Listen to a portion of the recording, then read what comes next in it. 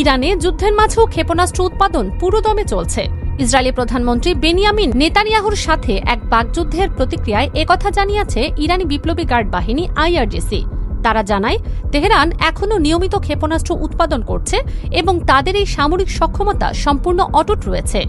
20 March ইরানের রাষ্ট্রায়ত্ত Iran পত্রিকায় প্রকাশিত এক প্রতিবেদনে বলা হয়, নেতানিয়াহুর দাবির প্রতিবাদে IRGC জানিয়েছে, আমাদের ক্ষেপণাস্ত্র শিল্পের সক্ষমতা এখন পূর্ণ পর্যায়ে, অর্থাৎ 20 সূচকে রয়েছে। এ নিয়ে আমাদের কোনো উদ্বেগ নেই। যুদ্ধের প্রতিকূল পরিস্থিতির মাঝেও আমরা সফলভাবে ক্ষেপণাস্ত্র উৎপাদন চালিয়ে যাচ্ছি।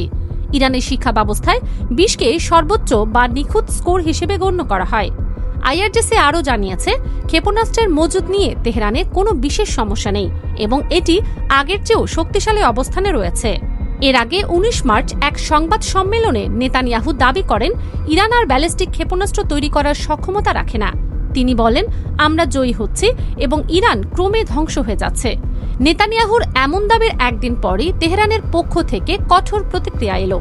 ক্ষেপণাস্ত্র উৎপাদন অব্যাহত রাখার ঘোষণা দেওয়ার পাশাপাশি IRGC ইঙ্গিত দিয়েছে, এই সংঘাত শীঘ্রই থামছে না। তারা বলে, দেশের মানুষের প্রত্যাশা হল শত্রুকে পুরোপুরি ক্লান্ত না করা পর্যন্ত এই লড়াই চলবে। এই যুদ্ধ তখনই শেষ হওয়া উচিত যখন দেশের উপর থেকে যুদ্ধের কালো মেঘ চিরতরে সরে যাবে।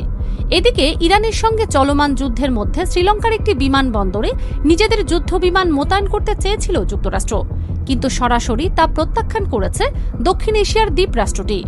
20 মার্চ শ্রীলঙ্কার পার্লামেন্টে দেয়া এক ভাষণে দেশটির প্রেসিডেন্ট অনুরাকুমারা দিশানায়েকে এই তথ্য নিশ্চিত করেছেন। লঙ্কান প্রেসিডেন্টের উদ্ধৃতি দিয়ে বার্তা সংস্থা AFP জানায়, গত 4 থেকে 8 মার্চের মধ্যে জিবুতির একটি ঘাঁটি থেকে 2টি মার্কিন যুদ্ধবিমান দক্ষিণ শ্রীলঙ্কার মাতালা আন্তর্জাতিক বিমানবন্দরে রাখতে চেয়েছিল ওয়াশিংটন, কিন্তু শ্রীলঙ্কা সরকার এই প্রস্তাব নাকচ করে দিয়েছে। যুদ্ধবিমান দুটিতে 8টি জাহাজ বিধ্বংসী ক্ষেপণাস্ত্র ছিল। শ্রীলঙ্কা দীর্ঘদিন ধরে নিরপেক্ষ পররাষ্ট্র নীতিতে বিশ্বাসী। 1948 সালে স্বাধীনতার পর থেকেই দেশটি বড় শক্তিগুলোর মধ্যে ভারসাম্য বজায় রাখার চেষ্টা করে আসছে। বর্তমানে ইরান ও যুক্তরাষ্ট্র উভয় দেশের সঙ্গেই শ্রীলঙ্কার অর্থনৈতিক ও কূটনৈতিক সম্পর্ক রয়েছে। ফলে চলমান সংঘাতে কোনো পক্ষ নেওয়া থেকে বিরত থাকতে চায় দেশটি। তবে সাম্প্রতিক সময়ে যুক্তরাষ্ট্র ইসরায়েলের ইরান বিরোধী অভিযানের জেরে শ্রীলঙ্কাও কূটনৈতিক চাপের মুখে পড়েছে।